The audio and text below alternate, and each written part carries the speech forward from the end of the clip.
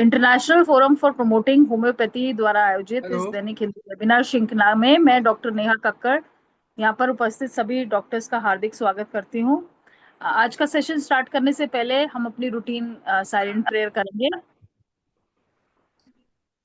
Hello. हाँ जी sir, आपकी आवाज आ रही है सर, प्रेयर कर रहे हैं, बस स्टार्ट कर रहे हैं। हाँ जी। जी।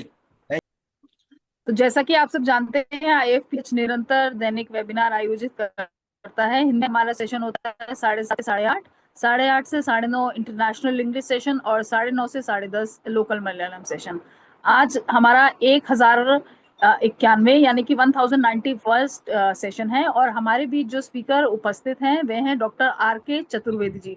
डॉक्टर आर के चतुर्वेदी जी बीएचएमएस एमडी और पीएचडी हैं और उन्होंने भारतीय दर्शन की पृष्ठभूमि में होम्योपैथिक दर्शन की प्रासंगिकता इसके ऊपर पीएचडी किए हैं यूजीसी। और उस पर एक पुस्तक भी लिखी है उन्होंने, होम्योपैथी और दर्शन के नाम से। एचएमएआई यानी कि homeopathic medical association of India के साथ काफी टाइम से जुड़े हुए हैं। कोषाध्यक्ष, संयुक्त सचिव और एडमिनिस्ट्रेशन और जोनल वाइस प्रेसिडेंट भी रह चुके हैं। तो उन्होंने 50 से अधिक शोध और शोध पत्र यानी कि रिसर्च पेपर और अलग अलग सेमिनार में अपनी प्रेजेंटेशन भी दी है। तो आज का डॉक्टर साहब का जो टॉपिक है वो है हेयर ट्रांसमिशन, जो कि स्पेशलाइजेशन है साहनी सर की भी और बहुत सारे लोग करते हैं। तो उसी के ऊपर आज हम चर्चा करेंगे, हेयर ट्रांसमिशन इन होम्योपैथी। तो सर प्लीज आप स्टार्ट कर सकते हैं।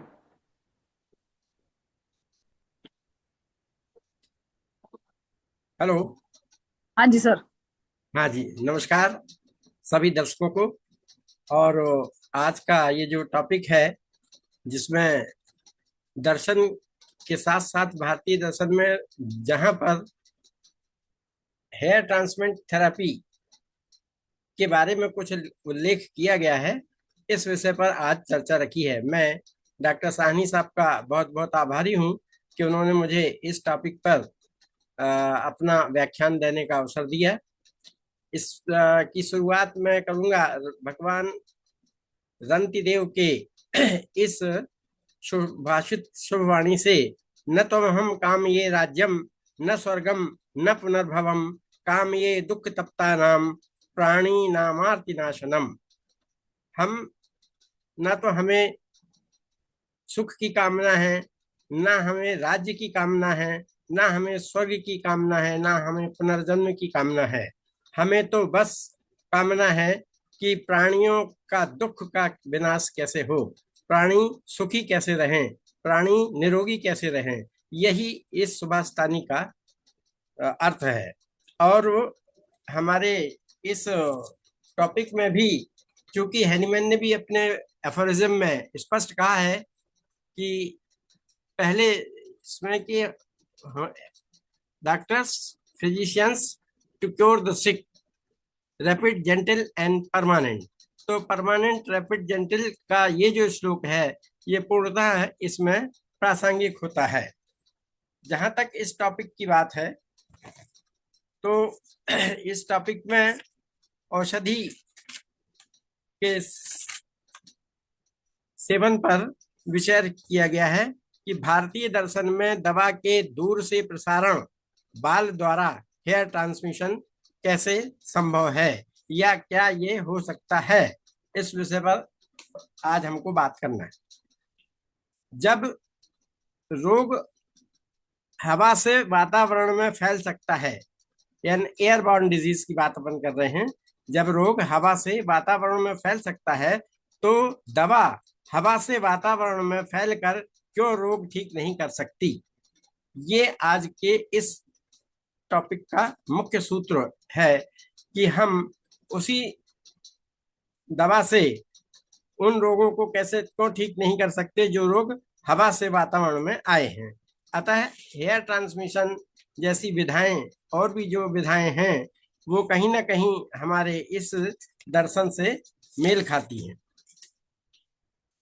बालों के बारे में जहां तक कहा गया है कि बाल शरीर का सबसे सूक्ष्म से सूक्ष्म अंग कहें, प्रत्यंग कहें, ये है। और इसमें इसकी ये विशेषता है कि इसको बिना इसके नाम लिए हमारा उर्दू साहित्य भी अधूरा है। उर्दू में केशव ने जिस तरह से केस के बारे में, बाल के बारे में कहा है कि केशव केसन जस करी अस केहू न कराए, हंस बदन मृगलोचनी बाबा कही कही जाए। ऐसे ही खुसरो ने भी बाल के ऊपर एक अपनी बात कही है कि गोरी सोवे सेज पर, मुख पर डारे केस, चल खुसरो घर आपने, रैन भई परदेश। यानी परदेश में रैन के साथ साथ में जब गोरी अपने केस को अपने मुख पर डालकर सो जाती है तो ये समझ लो कि अब रैन हो गई है और अब हमको चलना चाहिए। तो जहां तक बाल, केस, जटा, जूट, इन सब का एक ही प्रकार से अलग अलग अर्थों में उपयोग किया जाता है। शंकर जी की जटा में भी गंगा समा गई, यानी बालों के अंतर से पानी भी नहीं निकल सकता अगर जटा ठीक से बांध दी जाए तो। इसी बात को लेकर के महाभारत में भी द्रौपदी चिरहरण के बाद द्रौपदी ने कसम खाई कि जब तक दुशासन की छाती के रक्त से बाल नहीं धोऊंगी तब तक केस खुले रखूंगी। अर्थात भीम ने प्रतिज्ञा पूरी की और द्रौपदी ने उस समय फिर अपने बालों को खूनों से धोया। ये इस तरह का भी प्रसंग आता है। तीसरी बात है कि ऋषियों, जब मुनि जब श्राप देते थे किसी बात से क्रोधित होकर के, राजा से, प्रजा से या किसी अपने शिष्य से, तो वो भी श्राप देते समय अपने जटा का पानी अपने हाथ में अंजलि में लेते थे और उसके बाद मंत्र पढ़ करके उनको श्राप देते थे और वो फलीभूत होता था। तो इस तरह से संचारित होने वाली चीजें जो हैं ये निश्चित रूप से कहीं ना कहीं बाल और बालों के ट्रांसमिशन के बारे में बताया जाता है। एक और उक्ति इसमें आती है कि अभिमन्यु को चक्रव्यूह में भेदने की कला तो शब्दों का संचारण ही था। अपन ये कह सकते हैं कि शब्द संचारण से भी औषधि काम करती हैं। तो अभिमन्यु को भी जब चक्रव्यूह भेदने की कला दी गई तो वह उनका शब्दों का संचारण ही तो था। राजा दशरथ का ध्वनि तरंग के माध्यम से तीर चलाना, जिसमें श्रवण कुमार की मृत्यु हो गई, ये भी तो ध्वनि तरंग का ही एक उदाहरण है कि उन्होंने वहां से सुना और सुनते ही उस ध्वनि को शब्द भेदी बाण चलाया, जिससे श्रवण कुमार की मृत्यु हो गई और उसके बाद में ये कथा आगे बढ़ी। तो दुर्वासा ऋषि के बारे में भी कहा जाता है कि दुर्वासा ऋषि भी दूरवासा अर्थात जिसके पास कोई रह न सके ऐसा व्यक्ति, तो वो ऐसे ऋषि मुनि थे कि जिनके पास लोग रहने में भी कतराते थे कि कहीं श्राप न दे दे। तो ऐसे भी हमारे ऋषि मुनि रहे हैं। तांत्रिक क्रियाओं के अनुसार खुले बालों से जल चढ़ाना या किसी के बाल लेकर उस पर अभिमंत्रित जल डालना तांत्रिक क्रियाओं का हिस्सा है माना जाता है। ऋषि बाल का जल लेकर अग्नि और अन्य को श्राप देते थे। बालों से जुड़े ऐसे 50 अपशकुन हैं। तो यहाँ पर ये बात बालों के हेयर ट्रांसमिशन की बात है, ये होम्योपैथी में कैसे आई? तो हैनीमैन ने जब होम्योपैथी का आविष्कार किया उसके पश्चात 1970 में डॉक्टर बी सहनी, जिन्हें बंधु सहनी भी कहा जाता है, उनके द्वारा 1970 में एक खोज की गई और उस खोज में ये हेयर ट्रांसमिशन थेरेपी, ड्रग का ट्रांसमिशन शक्ति का प्रयोग कैसे प्रवाहित किया जाए रोगी से दूर रह करके, जो आज पास में नहीं है उसको अपन दवा नहीं दे सकते, लेकिन ट्रांसमिशन के द्वारा चाहे वो हेयर से ट्रांसमिशन हो या किसी अन्य प्रकार से हो उसका उपयोग बराबर वहां किया जा सकता है। तो इस तरह से ये कहानी हुई और ध्वनि तरंग से भी हमारा उपचार हुआ। ध्वनि तरंग के एक और मारीच का भी उदाहरण आता है रामायण में कि किस तरह से ध्वनि तरंग के माध्यम से उन्होंने सुन करके और मारीच को भगवान श्री राम ने मार दिया। तो इस तरह के अनेक उदाहरण हैं जो हमारे दर्शन में, भारतीय संस्कृति में ड्रग ट्रांसमिशन के की ओर इंगित करते हैं। ये काम इसलिए और सरल हो जाता है कि बालों में जैसे तेल, दही, सिकाकाई लगाना, मिट्टी लगाना, इस तरह के क्रियाकलाप हमारे भारत में पहले से चल रहे हैं। इसका मतलब है कि इन चीजों के द्वारा भी, बालों में तेल, दही, सिकाकाई लगाने से भी रोगी निरोगी रह सकता है। तो यही तो बात डॉक्टर वी सहनी जी ने कही है कि बाल की एक टुकड़ा लेकर के और उसको दवा में लगा देना, जो दवाई उसके सेलेक्ट हुई है सिम्लिमम के आधार पर, उसमें बंद कर देना, और उससे उसका ट्रांसमिशन, औषधि का प्रभाव उस रोगी को मिलता रहे, यही इस विधा का लक्षण है। नंद वंश का साम्राज्य था, तो मगध पर चाणक्य ने अपनी शिखा खोल रखी थी। मतलब संघर्ष तब तक जारी रहेगा जब तक शिखा नहीं बांधूंगा।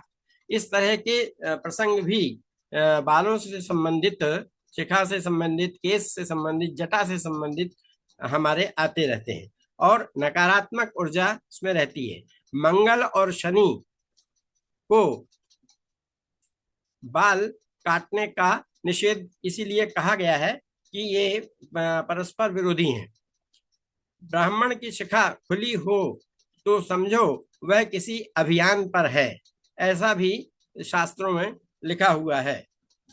पूजा के पूर्व पवित्री धारण एवं शिखा धारण करना, ये भी चोटी बांधना पूजा के पहले, ये भी कृत्यकर्म में आता है। तो इस प्रकार से हम देखें कि हेयर ट्रांसप्लांट थेरेपी के अंतर्गत रोगी को किस तरह से दवा दी जाती है।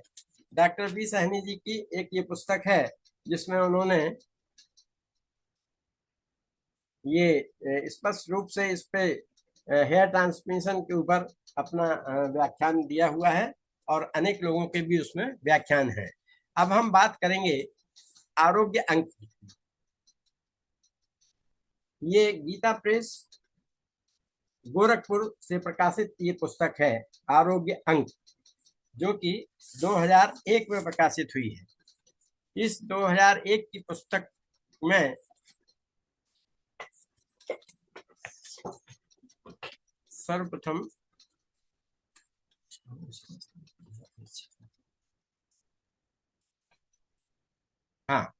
मंगलाचरण, मंगलाचरण में ये बात आती है, अथर्ववेद के चतुर्थ खंड का 13वां सूक्त तथा ऋग्वेद के 10वें मंडल का 137वां सूक्त रोग निवारण सूक्त के नाम से प्रसिद्ध है। अथर्ववेद में अनुष्टुप छंद के इस सूक्त के ऋषि संताति तथा देवता चंद्रमा और विश्व देवा हैं, जबकि ऋग्वेद में प्रथम मंत्र के ऋषि भारद्वाज, द्वितीय के कश्यप, तृतीय के गौतम, चतुर्थ के अत्रि, पंचम के विश्वामित्र, छठ के जमदग्नि और सप्तम मंत्र के ऋषि वशिष्ठ जी हैं, और देवता विश्व देवा हैं। इस सूक्त के जप पाठ से रोगों में मुक्ति अर्थात आरोग्यता प्राप्त होती है। तो यही बात हम किस तरह से इसको कहते हैं कि हमारे वेदों में जो उक्ति कही गई है, जिसमें यह स्पष्ट लिखा है कि हे देवो, आप नीचे गिरे हुए को फिर निश्चय पूर्वक ऊपर उठाएं। हे देवो, आप पाप करने वालों को भी फिर जीवित करें। इसी प्रकार आगे कहा गया है दूसरे सूक्त में कि ये दो वायु हैं, समुद्र से आने वाला पहला वायु है और दूर भूमि पर से आने वाला दूसरा वायु है। इनमें से एक वायु तेरे पास बल ले आए और दूसरी वायु जो दोष है उसे दूर करे। इसका मतलब इस श्लोक में ये प्रार्थना की गई है हवा से कि हे पवन देव, आप जो भी औषधियां हैं हमारे संसार में, विश्व में, बगीचों में, पहाड़ों में, उनको अपनी हवा के माध्यम से यहाँ जनमानस तक पहुंचाएं, रोगी तक पहुंचाएं, और रोगी उस हवा को लेकर के वह निरोगी हो। तो इस प्रकार की उक्ति ये स्पष्ट रूप से बताती है कि हेयर ट्रांसमिशन में भी यही बात आती है कि हम दवा का संचारण, जो भी हम उसको दवा देते हैं उसका संचारण बाल के द्वारा दूर बैठे स्थान से कर सकते हैं और किया जा रहा है। तो डॉक्टर साहनी जी ने इसका आविष्कार किया है 1970 में, तब से लगातार प्रचलित है। इसमें कई शोध और संशोधन चले आ रहे हैं। इसी तरह एक और श्लोक में कहा गया है कि इस रोगी को की रक्षा करें, हे मारुतों के समूह रक्षा करें, सब प्राणी रक्षा करें, जिससे यह रोगी रोग दोष रहित हो जाए। अर्थात ये पूरे मंगलाचरण में, वैदिक शुभांश में स्पष्ट रूप से ये कहा गया है कि आप हवा द्वारा रोगों का उपचार किस प्रकार से वायुदेव कर सकते हैं, पवन देव कर सकते हैं, यही इसमें उल्लेख किया गया है। और ये पूर्णतः हमारे हेयर ट्रांसमिशन थेरेपी के ऊपर युक्त बैठता है। इसी प्रकार ऋग्वेद में औषधि सूक्त भी आता है। तो औषधि सूक्त के अंतर्गत इन श्लोकों के स्मरण करने से विभिन्न प्रकार के रोगों को शांति मिलती है और रोग से उपशमन होता है। अर्थात जब मंत्रों की शक्ति से रोगी निरोगी हो सकता है, तो हेयर ट्रांसप्लांट थेरेपी से वो रोगी निरोगी क्यों नहीं हो सकता। यही आज की इस बात का मुख्य वक्तव्य है।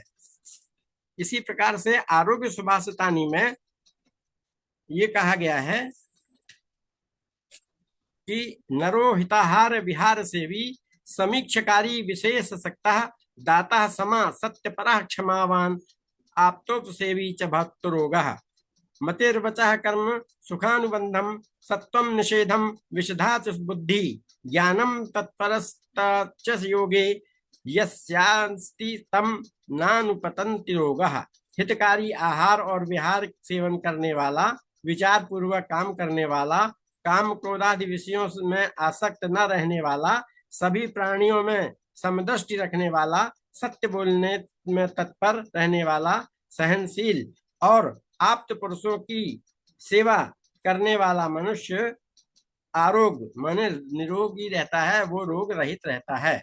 सुख देने वाली मति, सुख कारक वचन और सुख कारक कर्म, अपने अधीन मन तथा शब्द, पाप रहित बुद्धि जिसके पास है और जो ज्ञान प्राप्त करने, तपस्या करने और योगी सिद्ध करने में तत्पर रहता है, उसे शारीरिक और मानसिक कोई भी रोग नहीं होते। वह सदा स्वस्थ और दीर्घायु बना रहता है। तो इस तरह की सुभाषितानियों का और श्लोकों के माध्यम से हमारे वेदों ने, ऋग्वेद ने, अथर्ववेद में कई ऋचाएं हैं जिनके माध्यम से बताया गया है कि हवा से भी प्रार्थना की गई है। और हवा की प्रार्थना को ही हेयर ट्रांसप्लांट थेरेपी क्या करती है, हमारे रेडियो, हमारे मोबाइल, ये क्या करते हैं, ये वही तो करते हैं। हम जहां लगाना चाहते हैं ये ध्वनि तरंगे वहां जाती हैं, उस पर्टिकुलर व्यक्ति को पहचानती हैं और उससे बात कराती हैं। रेडियो का भी ऐसी है, जिस स्टेशन को हमें लगाना है, कैच करना है, जो प्रोग्राम हमको देखना है वही हम देखते हैं और वहीं से उस प्रोग्राम का संचारण होता है और ये ट्रांसमिशन होता रहता है। तो इस तरह की ट्रांसमिशन जो चलती हैं, ये दवाई के माध्यम से भी हम देखते हैं कि कितने प्रकार से लोग लाभ पा रहे हैं। रूट्स ऑफ एडमिनिस्ट्रेशन की बात जब हम करते हैं ड्रग की, तो ओरल मुंह के द्वारा एडमिनिस्ट्रेशन, नस के द्वारा एडमिनिस्ट्रेशन, मांसपेशियों के द्वारा एडमिनिस्ट्रेशन, त्वचा द्वारा क्रीम लगाकर एडमिनिस्ट्रेशन, सूंघ कर इनहेलेशन, इसका दवा का प्रयोग किया जाता है। रेक्टल द्वारा किया जाता है, वेजाइनल द्वारा किया जाता है और ट्रांसडेंटल पैच के द्वारा भी किया जाता है। और बालों के माध्यम से भी टॉपिकल एप्लीकेशंस के द्वारा भी किया जाता है। जैसे आप देखते होंगे कि जो श्रावणी कर्म होता है, श्रावण में ब्राह्मण लोग करते हैं, वो अपने शरीर में विशेषकर बालों में मिट्टी का लगा करके मृतिका स्नान, घटिका स्नान और शहद का स्नान, दही का स्नान, ये सारे स्नान लेप लगा करके करते हैं। और उसका कहीं ना कहीं वैज्ञानिक तत्व यही है कि संचार के माध्यम से हम दवाइयों को किस प्रकार से रोगी को निरोग बनाएं और उसका सेवन कराएं। बालों का मुंडन संस्कार में बाल आटे की लोई के अंदर रखकर जल में प्रवाहित करते हैं। क्यों? क्योंकि जो पहले बाल होते हैं शरीर के जो आते हैं, उनका जब मुंडन संस्कार होता है तो उनको विशेष रूप से आटे की लोई में रख करके जल में प्रवाहित किया जाता है, जिससे इसमें किसी प्रकार की कोई बाधा ना हो लगे, कोई तंत्र मंत्र ना लगे, और ये जो बच्चा है ये स्वस्थ और निरोगी रहे। तो मुंडन संस्कार को चूड़ाकर्म भी कहते हैं। यह 16 में से 8 वर्षवा संस्कार है। मिट्टी, हवा, पानी, अग्नि, आकाश से भी हवा का दवा का संचारण शरीर में कराया जाता है। ऐसे भी हमारे कई उदाहरण मिले हैं। जैसे कई प्राचीन काल में रोगों में कह देते थे कि जाओ मट्टी का लेप लगा लो, वो ठीक हो जाएगा। जाओ हवा में जाके बैठ जाओ, थोड़ी देर चक्कर आना बंद हो जाएगा, थोड़ा अच्छा लगने लगेगा। पानी पी लो, पानी पीने से भी रोगी जो है वो कम से कम स्वस्थ महसूस करता है। इसीलिए आपने देखा होगा कि जब कभी कोई व्यक्ति अतिथि हमारे घर आता है तो हम सबसे पहले उसको एक गिलास जल देते हैं कि लीजिए पानी पीजिए। और ये जल जो है ये उसको चैतन्य कर देता है, उसको शुद्ध कर देता है और उसकी वाइटल फोर्स को बढ़ा देता है। तो इस तरह के जो काम हैं ये हेयर ट्रांसमिशन के अंतर्गत ही आते हैं। अब हम देखें कि बाल और नाखून ही पहचान है कि इनके बढ़ने से शरीर की वृद्धि क्रिया शीतलता से परिलक्षित होती है। मतलब ये दो चीज है, बाल और नाखून। आप देखेंगे कि व्यक्ति कैसे बढ़ता है, उसका जीवन में चयापचय, मेटाबॉलिज्म, कैटाबॉलिज्म ये चल रहा है कि नहीं चल रहा है, ये तभी समझ में आता है जब हम उसके देखते हैं कि नाखून बढ़ते हैं और बाल बढ़ते हैं। तो इसीलिए नाखून और बालों का काटना, काट करके उनको निरोगी करना ये बहुत ही आवश्यक है और यही हेयर ट्रांसप्लांटेशन थेरेपी के अंतर्गत आता है। झाड़ फूक, जादू टोना भी ग्रामीण एवं जनजातीय इलाकों में इसका उपचार होता है। मंत्र से भी उपचार की प्रथा अति प्राचीन है। जब मंत्र से हमारी रोगों का निरोगी हो जाता है और हम उसको झाड़ फूक से रोगी को ठीक कर देते हैं, जैसे कि ये प्रथा चलती है खासतौर से जनजातीय इलाकों में, तो फिर हम ये कैसे नहीं कह सकते कि हेयर ट्रांसप्लांटेशन थेरेपी से रोग निरोगी क्यों नहीं हो सकता। औषधि सूक्त के बारे में बता दिया। आरोग्य अंक का हो चुका है। जटा, जटा में मैटेड हेयर रहते हैं और इनको भगवान शिव ने धारण किया हुआ है और इसी को एक मान करके साधु संत जो है हमारे ये जटा धारण करते हैं। जटा दो प्रकार के काम करती है। एक तो शरीर को आपदाओं से बचाती है, ज्यादा गर्मी से बचाती है, ज्यादा ठंड से बचाती है, बरसात से बचाती है, और दूसरे शरीर की रक्षा विभिन्न जीव जंतुओं से भी जटा करती है। इसलिए हमारे साधु सन्यासी जो हैं ये बड़े बड़े लंबे केस, लंबे बाल रखते हैं और वो उनका जीवन इसी तरह से चलता है। एक और उक्ति ग्रामीण इलाकों में बहुत प्रचलित है, शहरों में भी कुछ कुछ डॉक्टर सलाह देते हैं कि घोड़े के बाल से मसा काटना। आपने देखा होगा जब वाट्स हो जाते हैं, मसा हो जाते हैं, तो सामान्य रूप से जो गांव में देहाती भाषा में लोग कहते हैं अरे यार मसा हो गया, क्या करें, एक काम करो घोड़े के बाल से इसको काट दो। तो मतलब बाल का महत्व मसे को ठीक करने में, काटने में भी आता है। दूसरे रीछ, ये भालू के बाल नजर उतारने में काम आते हैं। आपने देखा होगा कि जो ताबीज बनता है जिसको ग्रामीण इलाके में, जनजातीय इलाकों में ज्यादा प्रचलित होता है, और उसमें रीछ के बाल या नाखून रख करके और उसका ताबीज बनाया जाता है और उस ताबीज से बच्चे को नजर नहीं लगती, ऐसा माना जाता है। तो ये इस तरह के ऐसे उदाहरण हैं जो हमारे ट्रांसमिशन को परिलक्षित करते हैं। एक बात और आती है साइकोलॉजी के अंतर्गत, जब फियर की बात आती है, डर, तो डर के लक्षणों में एक लक्षण यह भी आता है कि डर डर से रोंगटे अर्थात बाल खड़े हो जाते हैं, उसको पिलोरेक्शन कहते हैं। तो इस प्रकार से हम देखें कि अगर इतने सेंसिटिव बाल नहीं होते तो डर से वो खड़े कैसे हो जाते, उनमें कड़ापन कैसे आ जाता। तो ये इंगित करता है कि बालों का ट्रांसमिशन के द्वारा उपचार किया जाना ये निश्चित रूप से एक अच्छी विधा है और इसको आजकल कुछ लोग पालन कर रहे हैं। हमारे जबलपुर में सबसे पहले डॉक्टर राजकुमार जैन जो एमडी थे और उन्होंने हेयर ट्रांसप्लांट थेरेपी का उपयोग बहुतायत से जबलपुर में किया और प्रारंभ किया। उसके बाद उन्होंने फिर इसको इस विधा में एक और नयापन लाए, रोचकता लाए कि उन्होंने बालों के बजाय सीधे फोन में, जो उस समय जब लैंडलाइन फोन चलते थे या मोबाइल, तो सीधे फोन में ही वो दवा डाल देते थे और फूंक देते थे और ये कहते थे कि इस फूंक से ये जो दवा है ये उस रोगी तक पहुंच जाएगी जो बहुत दूर बैठा हुआ है और उसको उससे आराम मिलेगा। और ऐसी प्रैक्टिस उन्होंने कई वर्षों तक की, हेयर ट्रांसप्लांट की, और फोन के द्वारा भी प्रसारण दवाई का किया गया। यद्यपि इस विधा में अनेक वैचारिक मतभेद हैं। कुछ लोग तर्क और कुतर्क में कहते हैं, जैसे कुतर्क में एक बात ये ज्यादा कही जाती है कि जब आदमी अपने बाल कटाता है नाई से और वो नाई जो है वो जाकर के बाल को नाली में फेंक देता है, तो क्या नाली के जो दुर्गुण हैं वो विषाणु हैं वो शरीर में आ जाएंगे? तो ये उनका कुतर्क है। वास्तव में ये है कि जब बाल कट जाता है तो बीच से कटता है, जड़ से नहीं कटता।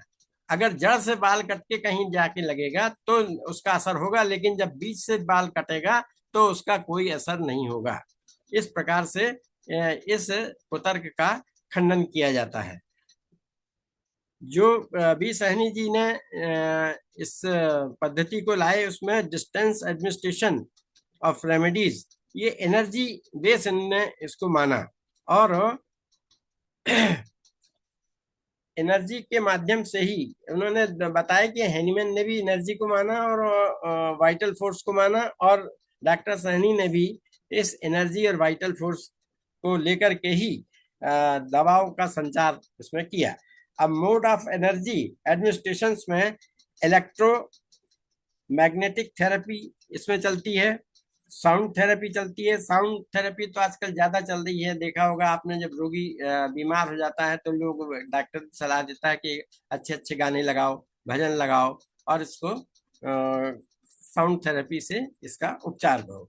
लाइट थेरेपी है, अलग अलग तरह की लाइट और लाइटों का उपयोग करा करके भी उपचार करने की विधा है। बायोफील्ड थेरेपी भी इसमें आती है। और एक है टच थेरेपी, स्पर्श चिकित्सा।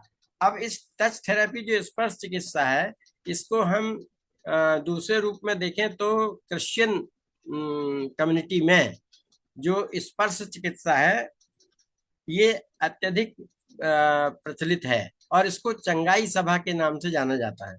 चंगाई सभा में रोगी या व्यक्ति का समूह एक साथ खड़ा होता है और प्रार्थना करते हैं। उस प्रार्थना के द्वारा चंगाई सभा के माध्यम से स्पर्श करते हैं पादरी और उससे उसका रोग जो है वो ठीक होता है। क्वांटम थ्योरी के अंतर्गत हमारे डॉक्टर सैनी साहब ने इसको लिया और इस विधा में हेयर ट्रांसप्लांटेशन के द्वारा उपचार किया। इसमें एक और आगे चल के कालांतर में चिकित्सा में ये जुड़ गया कि एक कागज पे रोगी का नाम लिख दीजिए या डेट ऑफ बर्थ लिख दीजिए या फोटोग्राफ दे दीजिए। इस तरह के भी कुछ डॉक्टर जो हैं हेयर ट्रांसप्लांट से अलग इस तरह का भी उपचार चिकित्सा क्षेत्र में कर रहे हैं। और प्रार्थना सुनकर भी डिस्टेंस का ही उदाहरण है कि प्रार्थना से भी जब हम प्रार्थना करते हैं, भगवान की आरती करते हैं, पूजा करते हैं। तो ये सब वही उदाहरण हैं कि जो जिससे स्पर्श चिकित्सा, ध्वनि चिकित्सा, मैग्नेटिक चिकित्सा और ट्रांसमिशन थेरेपी के द्वारा इस तरह के उपयोग होते रहते हैं। और इसी तरह का ये जो सिद्धांत था वो डॉक्टर बी सैनी जी ने इसको प्रतिपादित किया और आगे चल के उसमें रिसर्च भी हुई। कुछ लोग कर भी रहे हैं काम। इसमें 5 ज्ञानेंद्रियों से भी दवा का संचार, ट्रांसमिशन प्राचीन काल से प्रचलित है। 5 ज्ञानेंद्रियां, आंख, कान, नाक, मुंह, जिह्वा, इस त्वचा, ये इन सब के माध्यम से भी एक चिकित्सा का उदाहरण मिलता है। एक और बात मैं आपको बताना चाहूंगा कि इसी आरोग्य अंक में जो 2001 में प्रकाशित हुआ है गीता प्रेस गोरखपुर से, इसके पेज नंबर 277,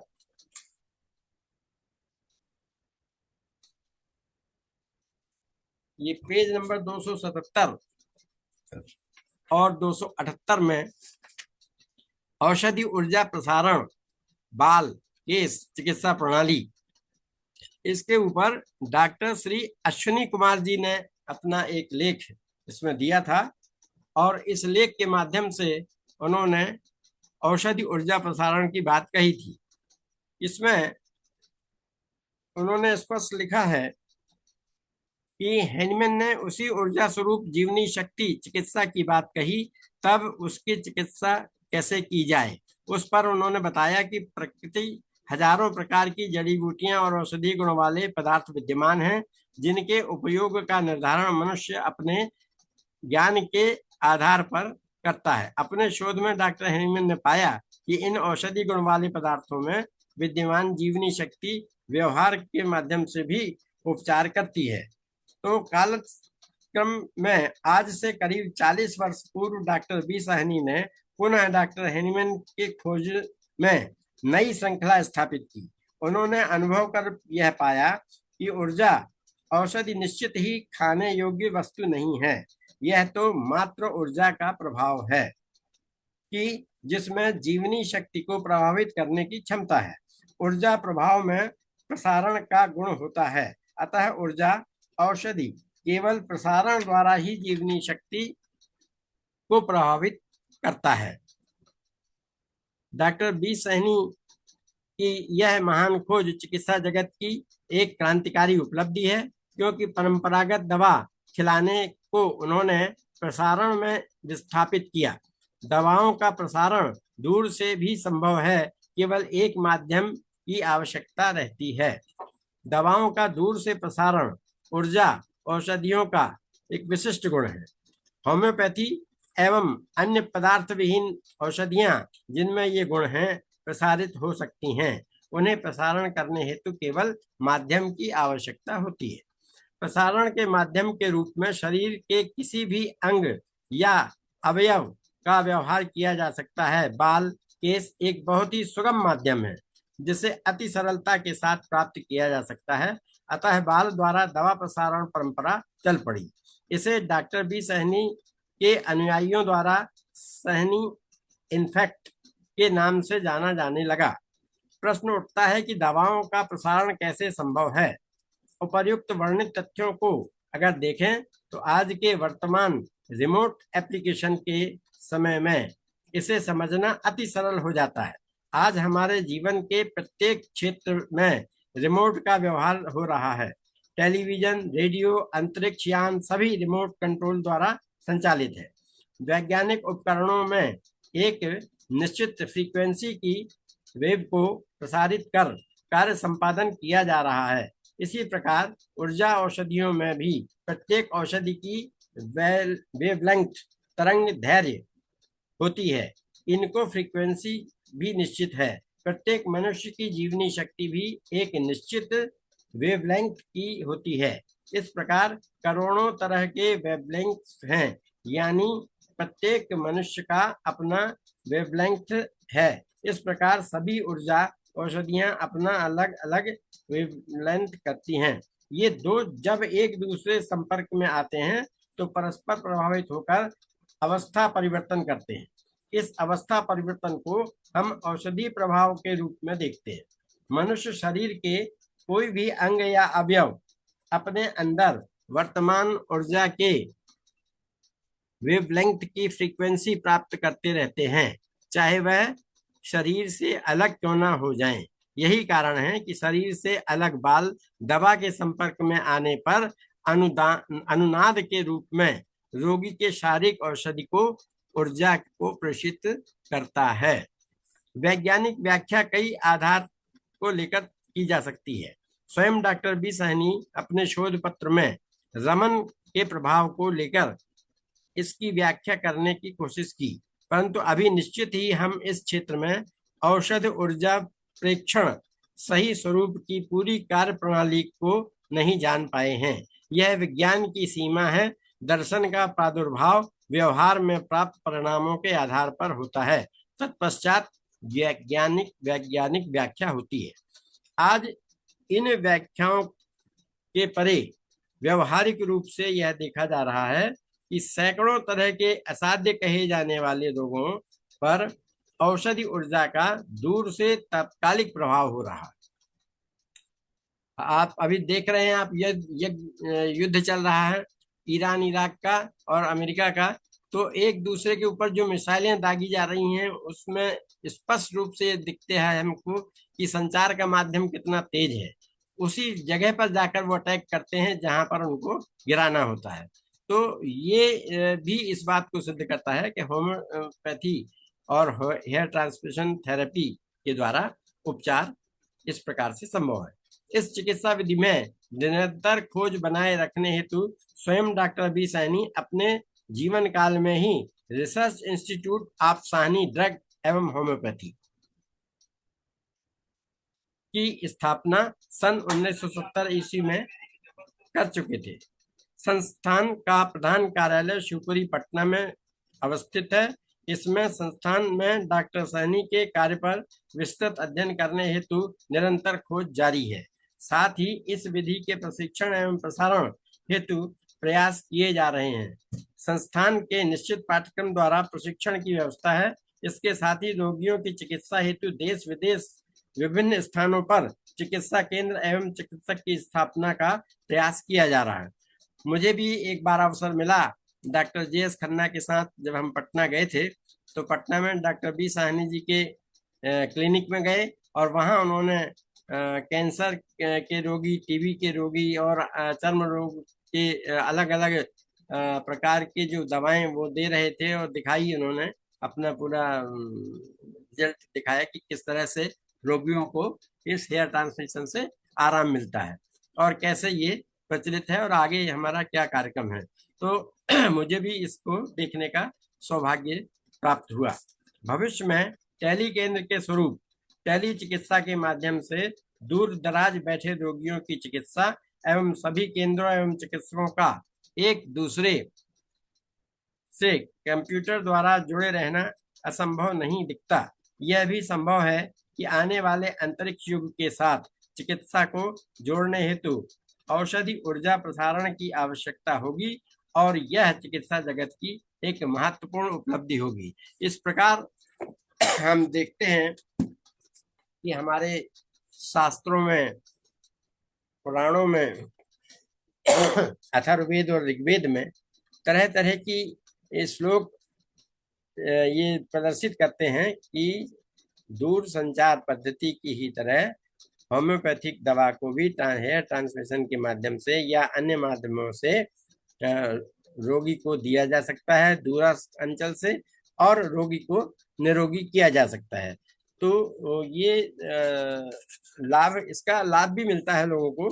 हमने वहाँ देखा भी है पटना में, डॉक्टर साहब ने जब बताया था कि किस तरह से उनको कैसे कैसे लाभ इस तरह के मिलते हैं।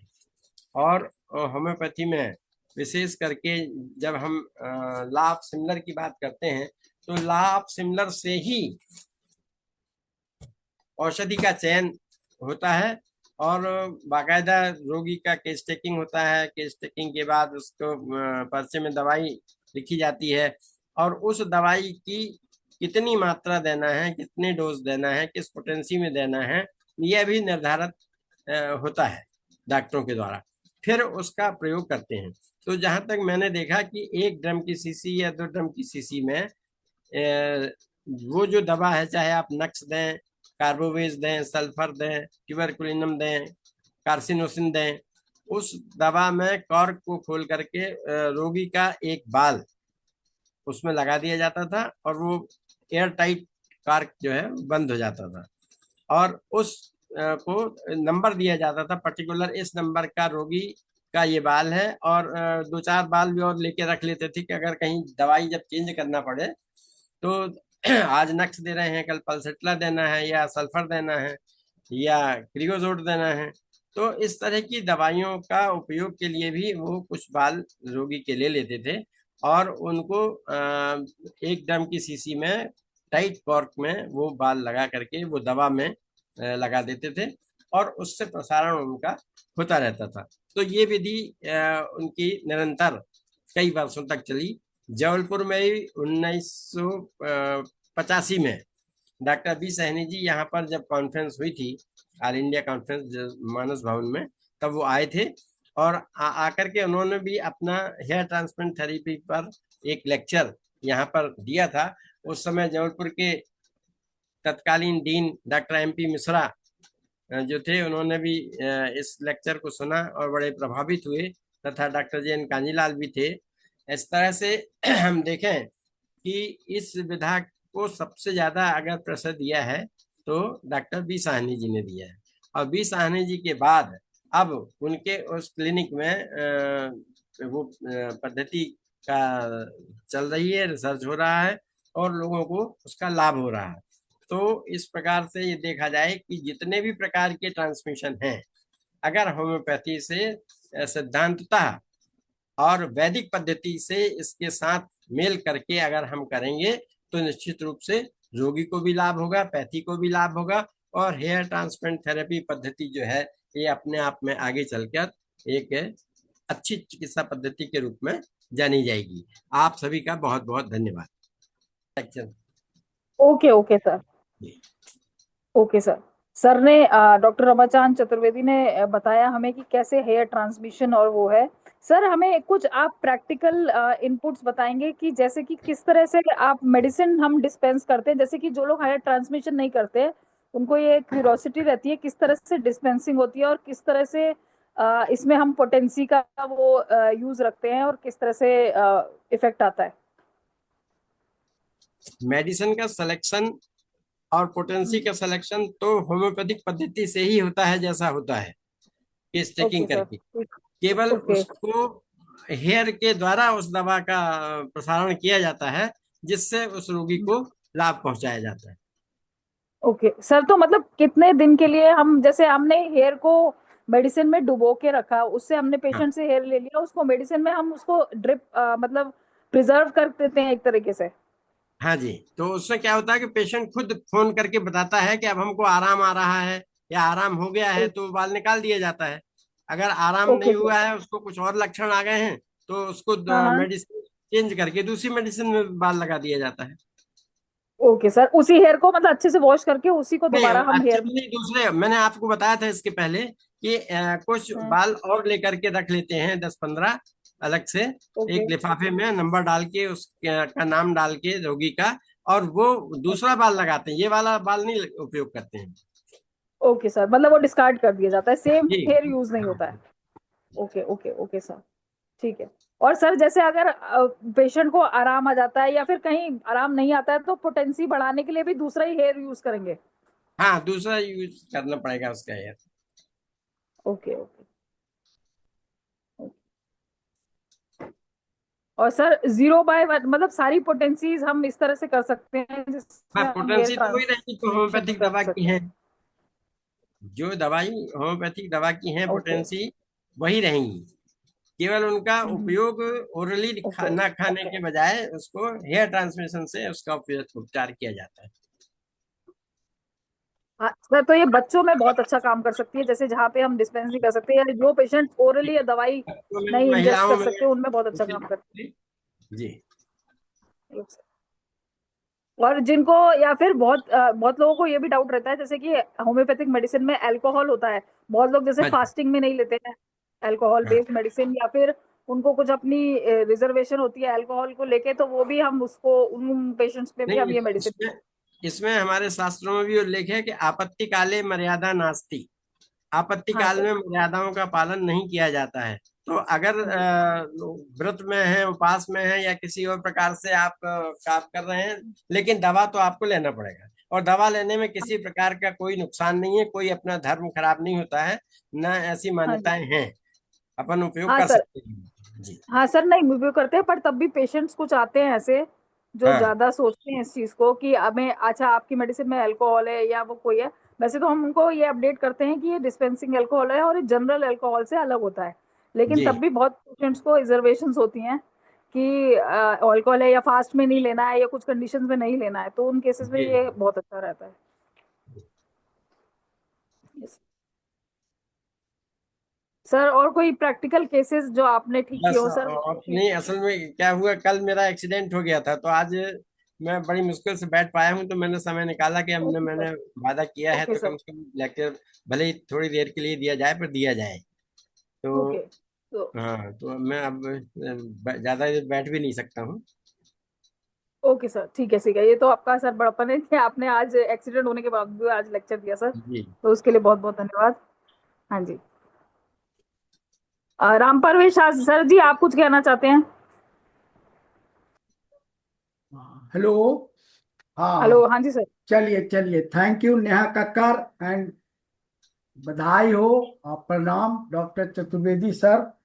बहुत अच्छा आप हेयर ट्रांसमिशन पर बताए, बहुत बढ़िया लगा। लेकिन अब थोड़ा सा हम हेयर ट्रांसमिशन के बारे में, नेहा कक्कर भी पूछ रही थी तो हम बता देते हैं कि हमारा थ्योरी जो है बायोफिजिक्स का थ्योरी, और हमारा जो फंडामेंटल लॉ है सिमिलिया सिम्बस कुरेंचर, समान से समान को नष्ट करते हैं। और तीसरा, बॉडी का जो आउटलेस पोर्शन ऑफ बॉडी, यानी बॉडी का जो आउटलेस पोर्शन है, नाखून है, केस है, जो भी है, उसके द्वारा हमारा इलेक्ट्रोमैग्नेटिक वेव एनर्जी निकल, यह यहाँ तक क्लियर है। फिर उसके बाद हम जो भी सिलेक्शन करते हैं, तो अकॉर्डिंग टू होम्योपैथिक सिम्टोलॉजिकल सिलेक्शन करते हैं, और करने के बाद जो भी दवाई आती है, तो तीन तरह का हमारा होम्योपैथिक का फिलॉसफी है। डायनेमिक, एक डायनेमिक वर्ड है हमारा। वाइटल फोर्स पर मेडिसिन काम करती है, तो vital force is a dynamic. और मेडिसिन होम्योपैथिक है डायनेमिक, वो सूक्ष्म है, वो भी डायनेमिक है। तो और हमारा जो वाइटल फोर्स डायनेमिक है। तीसरा, बीमारी के कारण according to law of homeopathic science invisible dynamic है, जिसको देखा नहीं जा सकता है। एंगर है, इमोशनल है, ग्रीफ है, जिसको देख नहीं सकते, वह डायनेमिक है, सूक्ष्म। तो यह तीन जो फंडामेंटल लॉ है, dynamic medicine, dynamic vital force and cause of disease dynamic. तो जब हमारा बाल हम निकालते हैं, ऐसा कोई नियम नहीं है कि हम बाल उखाड़ के, कटा हुआ भी बाल लिया जाता है। हमारा जैसा जानकारी है, हम डॉक्टर बी सानी के पास रहे हैं, हमारे गुरु हैं वो डॉक्टर बी सानी। तो बाल को हम उखाड़ते हैं, तो उसमें जो एनर्जी है, उसमें जो डीएन, उसमें जो पहले का अभी भी पैथोलॉजी से जो आंका जाता है कि जो है या डीएनए किसका है, हड्डी से, मांस से, तो केस से भी हम आंक सकते हैं, नाखून से भी आंक सकते हैं कि किसका। डिफरेंस डीएनए होता है सबका। तो जहां बीमारी का कारण होगा और सिलेक्ट यदि रेमेडी हमारा राइट होगा, तो निश्चित जहां से हम बाल उखाड़ेंगे, उसके अंदर में हमारा जो है मेडिसिन पेंट्रेट करे, और जाके सिमिलर, अकॉर्डिंग टू सिमिलर जो है, वह वहां पर आर्टिफिशियल जो भी बीमारी पैदा करेगा, और सिमिलर जो है एनर्जी, वाइटल फोर्स का जो है एनर्जी देगा। और वाइटल फोर्स जो है जब ताकतवर हो जाएगा, तो वाइटल फोर्स जब डिरेंज था वह जब एक्टिव हो जाएगा तो बीमारी हमारा चला। तो यह एक और मेटाजोइक थ्योरी बायोफिजिक्स का मैटर है। मेटाजोइक थ्योरी का मतलब है कि जिस जगह से जिसका जो अंग है, चाहे नाखून हो, चाहे केस हो, चाहे ब्लड हो, वह जो है उसकी पहचाना जाता है। तो मेटाजोइक थ्योरी ये बायोफिजिक्स का मैटर है। तो उसी के तहत जो है हम जो है हेयर ट्रांसमिशन करते हैं, और हेयर ट्रांसमिशन एकदम सक्सेस है, सही है, कहीं से कोई दो मत नहीं है। होम्योपैथिक जब काम करती है तो हेयर ट्रांसमिशन भी काम करती है, सब एक रूट में काम करती है। तो है एक सुलभ है। इसका यह पिक्युलिटी है कि हमको जो है एक बार दवा जो है एक बार आना पड़ता है सिम्टम के लिए, या फोन पर बात कीजिए, बात करके बाल देने के लिए आना पड़ता है और बाल दे दीजिए, उसके बाद फोन पर बात करते रहिए। और करने से यदि आपका उसका क्या है, according to Hering law theory के मुताबिक यदि सही काम कर रहा है जो है हेयरिंग लॉ के मुताबिक, तो हमारा बाल सही है, उसको पावर इधर उधर करेंगे। अब रहा बात, सभी मेडिसिन डायनेमिक है चाहे जो स्केल का हो, लेकिन सबसे अच्छा जो है 50 म्युनिसिपल स्केल की दवाई में डालने में बहुत ज्यादा उसमें इफेक्ट होता है। और ऐसे हम डेसिमल स्केल में भी डाल सकते हैं, सेंटीमिनिस्मल स्केल में भी डाल सकते हैं, कोई भी स्केल की दवा हो उसमें हम जो है यदि हमारी राइट सिलेक्शन है अकॉर्डिंग टू सिम्टोलॉजिकल, अकॉर्डिंग टू मियाजमेटिकल, तो हमारा यह दवा काम करेगी, न करने का कोई सवाल नहीं है। तो यह होम्योपैथिक का यह जो है हेयर ट्रांसमिशन का थ्योरी है, और हेयर ट्रांसमिशन एकदम परफेक्ट है, सही है। हम हम तो देखते हैं, हम भी करते हैं, बहुत पेशेंट को लाभ भी मिलता है, बहुत पेशेंट को अपना जो भी हमारा सिलेक्ट गलत है तो नहीं मिलता है इफेक्ट, लेकिन hair transmission is the perfect according to scientific. तो बहुत बहुत धन्यवाद हमारे चतुर्वेदी साहब, बहुत चीज जो है हमारे समाज के जो भी धार्मिक पुस्तक है उनसे बताए और जुड़े, इसके लिए जो है हम भी उससे ज्ञान प्राप्त किए। बहुत चीज आप बताए कि इस अर्थ वेद में है, फल्ला वेद में है, तो वो भी सही है। उसी तरह से रामचरितमानस में भी लिखा हुआ है बहुत सी बातें कि जो है बीमारी का कारण मन ही है, होम्योपैथिक भी कहता है बीमारी के कारण माइंड ही है, तो हमारा शास्त्र भी कहता है बीमारी के कारण माइंड भी है। तो अब हमारा यह जो हेयर ट्रांसमिशन के बात है तो डायनेमिक लेवल पर काम करती है, इलेक्ट्रोमैग्नेटिक वेव से ही हुआ जाता है सिमिलर। तो बहुत बहुत धन्यवाद सर, नमस्कार। ज्यादा हो गया, ठीक, ओके। हाँ जी, तो राम परवेश शाह सर ने भी बताया कुछ हेयर ट्रांसमिशन के बारे में। हेयर ट्रांसमिशन काफी डॉक्टर्स आज की डेट में कर रहे हैं। डॉक्टर साहनी सर हैं, उनके सुपुत्र हैं, और डॉक्टर रवि कांत है लखनऊ में, वो भी बहुत अच्छा हेयर ट्रांसमिशन से अपने डिजीजेस ट्रीट करते हैं। उनका मैंने कॉन्फ्रेंस अभी दिल्ली में अटेंड किया था, तो काफी सारे केसेस, डिफिकल्ट केसेस वो क्योर करते हैं। इसी तरह से और भी डॉक्टर्स हैं, और धीरे धीरे और भी डॉक्टर्स इस फील्ड में जुड़े। तो कुछ बहुत सारे केसेस है, स्पेशली जैसे जैसे मैंने कहा कि बच्चों में हो सकता है जिनको हम ओरल मेडिसिन नहीं दे पाते, या जिनको मेडिसिन लेने में इशू है, वहां पे हेयर ट्रांसमिशन बहुत अच्छे से काम कर सकता है।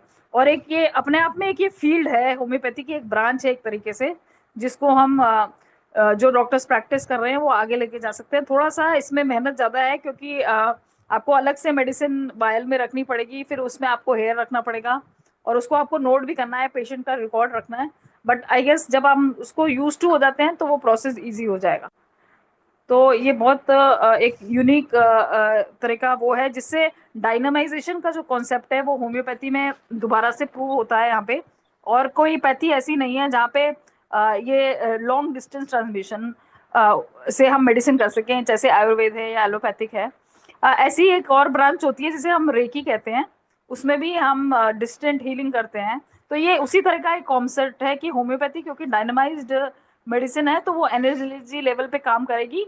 तो उसी बेसिस पे वो हेयर जब हम रखते हैं तो पेशेंट को आराम आ जाता है, चाहे वो ओरली मेडिसिन भी खा रहा है नहीं खा रहा। तो ये एक्सटेंडेड ब्रांच है होम्योपैथी के, और अब आशा करते हैं कि आगे भी इस तरह के कुछ डॉक्टर्स इस ब्रांच को अपनाएंगे और आगे लेके जाएंगे। तो आज का हमारा सेशन वैसे यहीं तक का था, क्योंकि कोई सच कोई केस अभी आज हम शेयर करने लायक नहीं है। तो इसी के साथ आज हमारा हिंदी का सेशन थोड़ा जल्दी ओवर हो रहा है। तो मैं धन्यवाद करती हूँ डॉक्टर रमाकांत चतुर्वेदी का, और सबका, डॉक्टर राम परवेश शासे का, और सभी का जिन्होंने आज का वेबिनार अटेंड किया। बहुत बहुत धन्यवाद। और मैं इंग्लिश सेशन के लिए हैंड ओवर करती हूँ डॉक्टर अजनी मलिया।